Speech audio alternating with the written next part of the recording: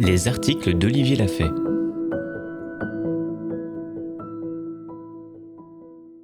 No pain, no gain. Pas de progrès sans douleur. Fouillé, pauvre fou. Du 31 octobre 2019. La construction des entraînements que je propose, avec les systèmes de régulation associés, permet une progression. Aux plus investis énergétiquement, prisonniers de l'idéologie no pain, no gain, et à ceux qui s'impliquent dans la reconnexion à soi, qui se détrivialisent, comme ferait article mis en lien plus bas. Ceux qui n'osent pas ou plus être no pain, no gain, mais qui ont du mal à cerner le travail de reconnexion à soi, à l'avancée, vont avoir plus de mal, coincés entre deux mondes. Il leur faudra prendre pied sur les rivages de la musculation écosystémique, stratégique et efficiente.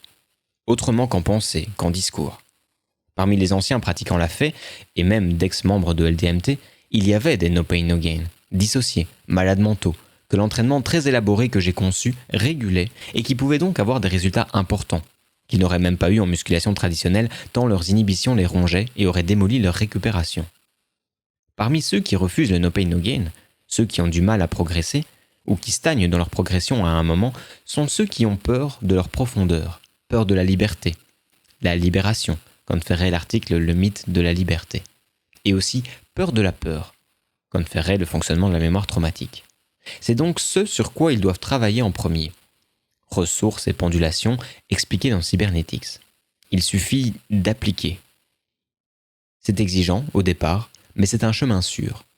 Le no pain no gain est destructeur, qu'on le revendique ou qu'on lui obéisse à notre insu. Il fonctionne un temps, plus ou moins long, sur des personnes à l'univers mental restreint, trivialisées à l'extrême, et qui souvent doivent se doper pour obtenir force et volume musculaire. Le seul moyen de se développer, dans ce cas, étant une focalisation sur le muscle et la performance, au détriment de l'amour. L'énergie considérable mobilisée pour s'entraîner malgré les résistances endogènes, pour bien se nourrir, pour trouver le temps de récupérer et éviter de penser, l'est aux dépens des relations. Pour réussir en étant trivialisé, il est impératif de se retirer des relations pour ne pas perdre sa focalisation sur le corps. Mais ce manque d'amour que cela implique engendre aussi une fatigue importante. Un besoin fondamental est nié. C'est un cercle vicieux qui s'installe et qui se brisera tôt ou tard, avec un retour brutal du refoulé et une détresse consciente immense. Il est donc préférable de faire un pas hors du no pain no gain. Pas à pas. Cybernetics donne la marche à suivre.